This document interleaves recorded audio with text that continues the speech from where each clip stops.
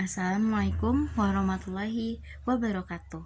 Salam, Om Swastiastu, Namo Buddhaya, salam kebajikan, dan salam sejahtera untuk kita semua. Halo semuanya, nama aku Hanifah Swandi dari Prodi Pendidikan Sosiologi kelas A, angkatan 2024 dengan NIM 14056-24026. Halo semuanya, apa kabar? Pasti kabar baik kan? Atau lagi nggak baik-baik aja nih? Karena tugas tugas tuh numpuk banget ada di depan mata, dan UTS pun ada di depan mata gitu. Nah, kayak ya udah aku juga sama sih, kayak lagi nggak baik-baik aja karena banyak banget tugas di depan mata gitu. Terus UTS juga nih, terutama UTS aku bener-bener kepikiran banget sama UTS ilmu politik, kayak benar-benar di depan mata gitu. Terus jadi karena itu kita harus menjaga kesehatan kita supaya agar kita sehat selalu, agar bisa beraktivitas dengan baik dan juga semangat untuk kita semua. Nah, di sini aku akan membuat video tugas UTS, yaitu menjelaskan materi paradigma sosiologi. Sebelumnya, aku mau kasih contoh dulu sedikit. Pasti kalian tahu kan apa itu AI, ya kan? Siapa sih yang nggak tahu AI gitu di zaman ini tuh, siapa yang nggak tahu gitu? Pasti. Terus banyak juga kan, nggak banyak dan nggak sedikit juga dari kalian yang suka memakai fitur AI ini.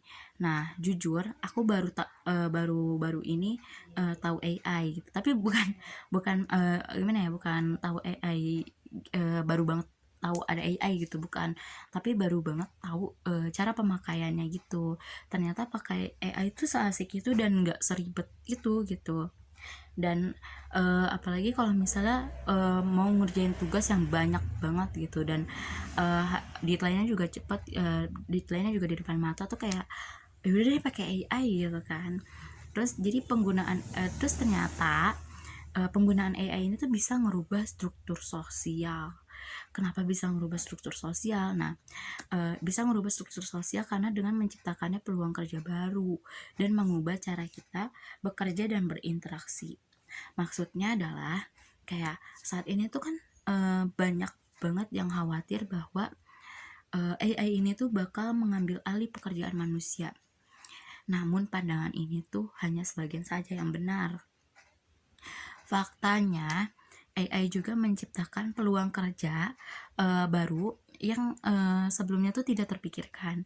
Seperti misalnya AI ini tuh mengotomatisasikan banyak tugas gitu kan.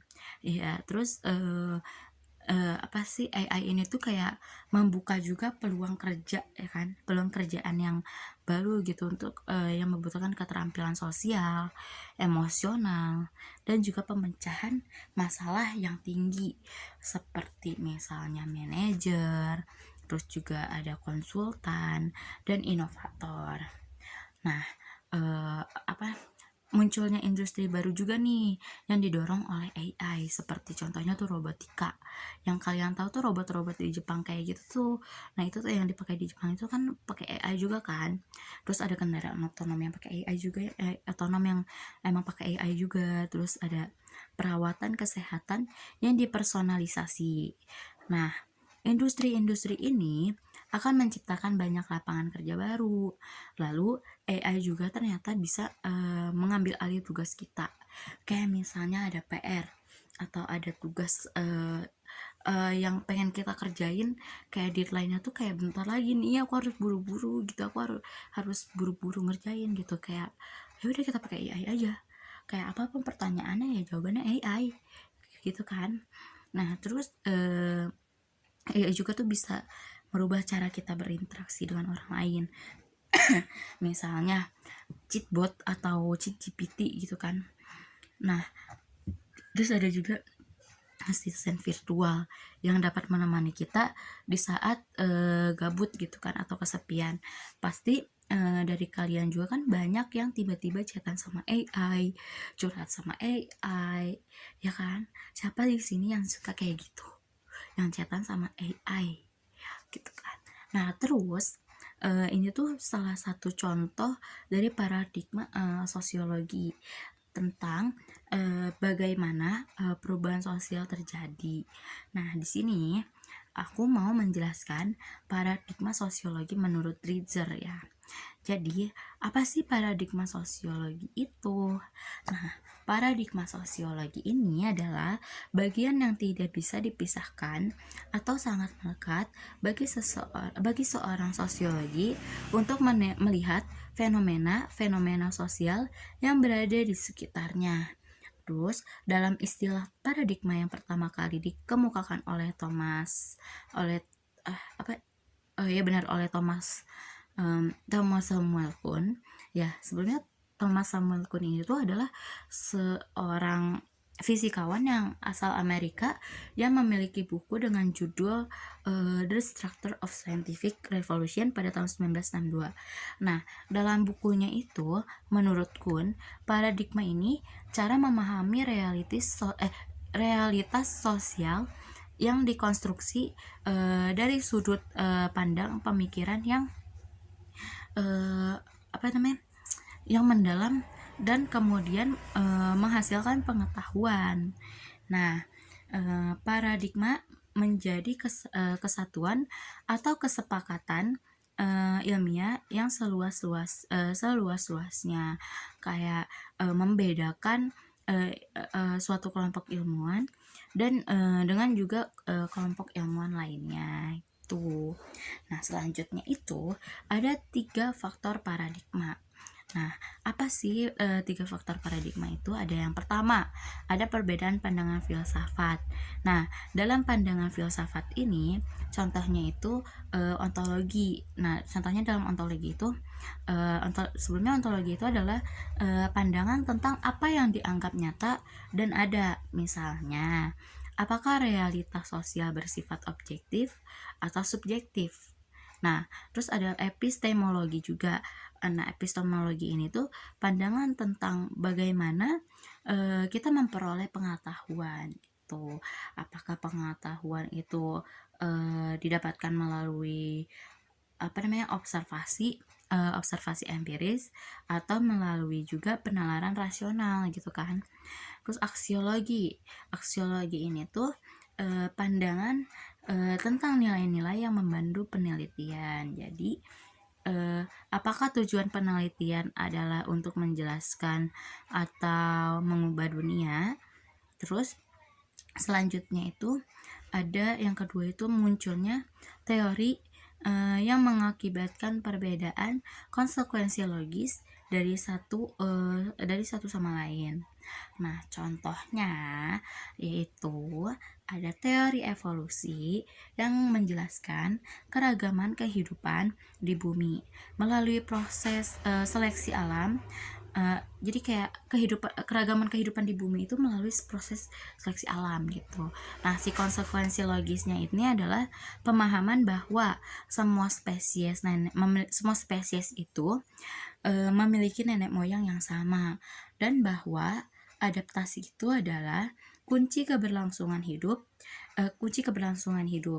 Nah, hal ini itu berbeda dengan pandangan kreasi khusus yang menyatakan bahwa spesies diciptakan secara terpisah. Lalu ada tiga metode yang digunakan untuk memahami. Yang ketiga itu ada metode yang digunakan untuk memahami substansinya yang berbeda. Kayak metode yang digunakan untuk memahami suatu substansi sangat bergantung pada sifat substansi itu sendiri, terus tujuan penelitian dan disiplin ilmu. Terus disiplin ilmu yang terlibat. Nah, contohnya itu dalam sosiologi. Di bagian surveinya itu kan, survei itu mengumpulkan data dari sampel populasi atau sampel orang-orang melalui kuesioner kan. Nah, terus ada juga wawancara. Wawancara itu melakukan wawancara mendalam dengan individu atau kelompok lainnya untuk menggali atau mendapatkan informasi kualitatif. Lalu ada observasi. Observasi ini tuh mengamati perilaku manusia dalam setting sosial yang alami. Lalu selanjutnya ada 3 paradigma dominan dalam sosiologi menurut Ritzer. Nah, 3 paradigma dominan dalam sosiologi ini tuh ada, yang pertama itu ada paradigma fakta sosial. Nah, fakta sosial ini berbeda maknanya dengan realitas sosial. Fakta sosial berkaitan dengan tokoh Emil Durkheim. Nah, salah satu perkembangan paradigma sosial ini adalah sumbangsih dari pemikiran Durkheim. Nah, fakta sosial juga berkaitan dengan suatu di luar materi. Untuk mempermudah memahaminya, si Durkheim ini tuh membagi ranah fakta sosial menjadi 2 bentuk. Ya, yang pertama itu ada fakta sosial material. Fakta sosial material sesuatu yang dapat dipahami itu dilihat dan diamati, di mana inti dari fakta sosial material ini ada sesuatu yang di dunia nyata dan bukan imajinatif.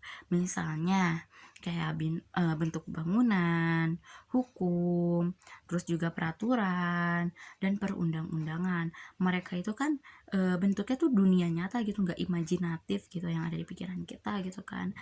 Nah, terus yang kedua itu ada fakta sosial non material. Nah, fakta sosial non material ini itu adalah suatu ekspresi atau fenomena yang terkandung di dalam diri manusia itu sendiri atas dasar materialnya, dan ini hanya muncul dalam kesadaran manusia. Misalnya ada moralitas, kesadaran, egoisme, aturisme, dan opini. Nah, selanjutnya paradigma sosiologi itu ada yang kedua itu paradigma definisi sosial. Definisi sosial ini dilandasi oleh pemikiran Max Weber mengenai tindakan sosial.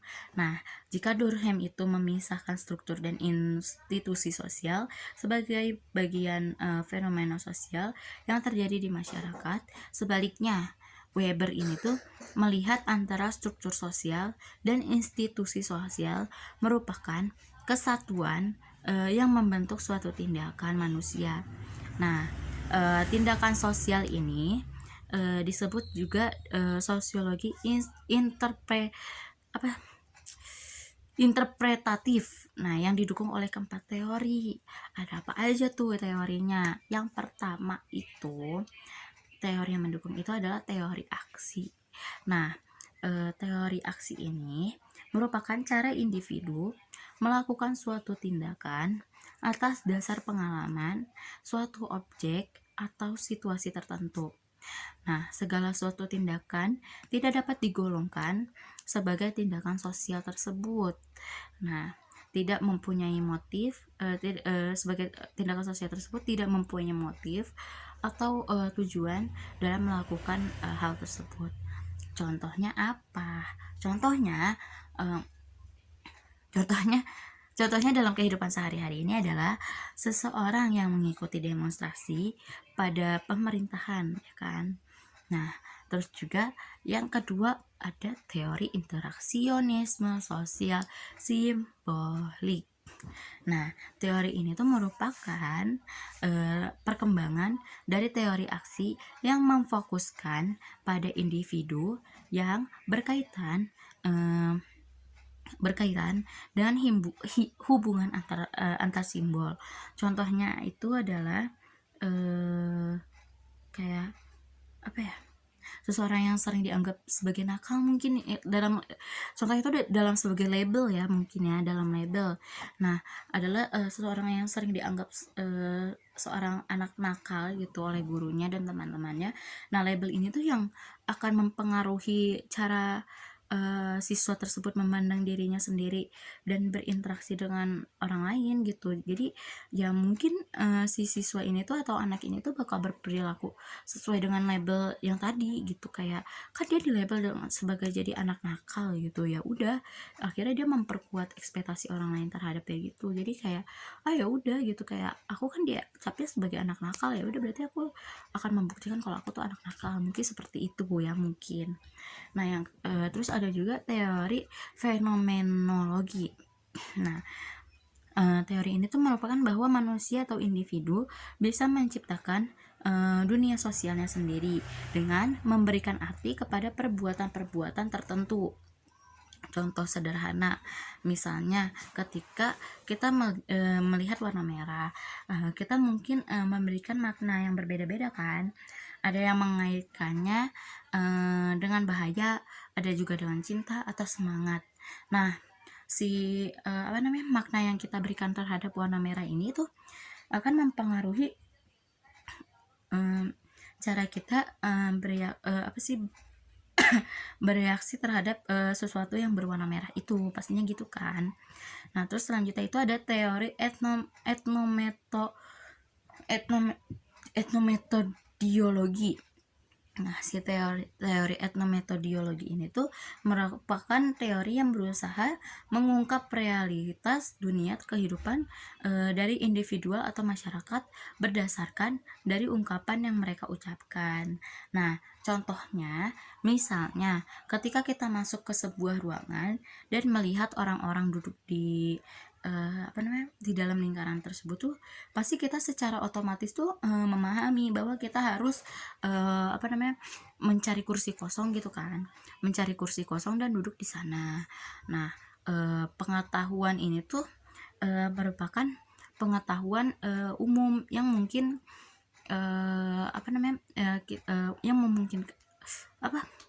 yang memungkinkan kita untuk berpartisipasi dalam situasi sosial tersebut tuh. Nah, selanjutnya itu ada paradigma perilaku sosial. Menurut paradigma ini tuh, perilaku sosial individu atau masyarakat yang mempengaruhi atau mengubah struktur sosial atau institusi sosial gitu. Nah, Skinner menyatakan bahwa objek perilaku manusia adalah objek studi sosiologi yang konkret dan juga realistis. Nah, teori yang mendukung paradigma ini itu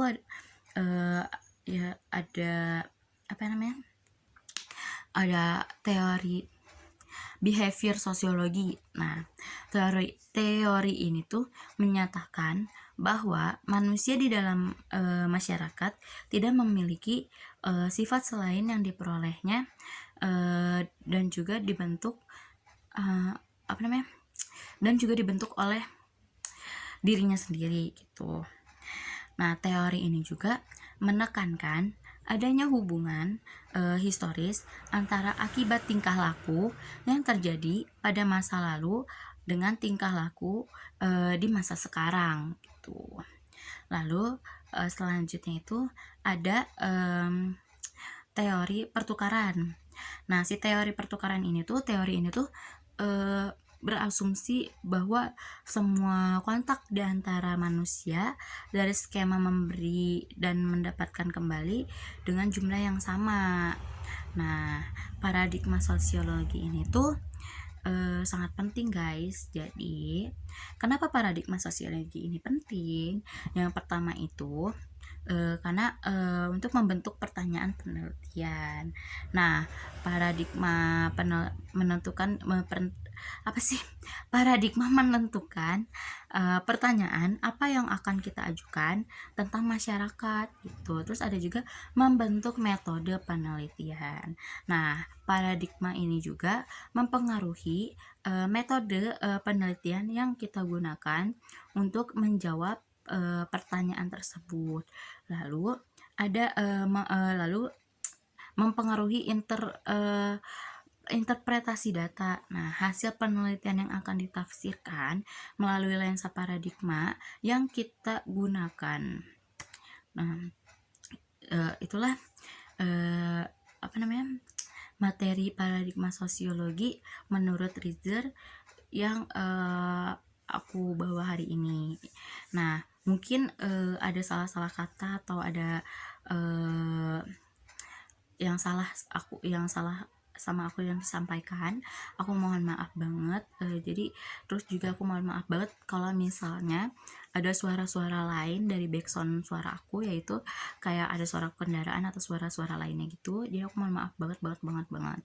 Nah, aku juga mau terima kasih sama kalian juga sudah apa namanya, terima kasih juga karena sudah mempersilahkan aku untuk membuat video ini atau mendengarkan video ini gitu. Sekian dari aku. Wassalamualaikum warahmatullahi wabarakatuh.